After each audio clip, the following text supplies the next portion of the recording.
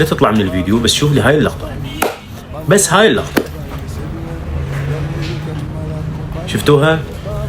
هاي اللقطة حتى انذار اصفر ما بي، تخيلوا وياي بس انذار اصفر ما نطاق، وهاي المفروض مباشر احمر، ولعبتين او اكثر من لعبتين يتوقف. هاي بالدوري العراقي شباب، اي نعم بالدوري العراقي. انتم تعرفون اكو لقطات ما انزلها، قسم بالله ما انزلها، اخاف على مستقبل عمي، لان على ساعة واحد يقيم علي دعوة من الحكام ومن الاتحاد العراقي شو اسمه، فهمتوني؟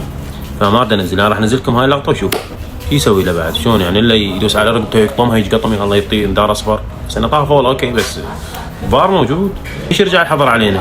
ليش يرجع الحظر علينا؟ والله العظيم من هاي السوالف، من هاي التحكيم، ومن هاي المهازل يرجع الحظر علينا، اقسم بالله يرجع الحظر على العراق.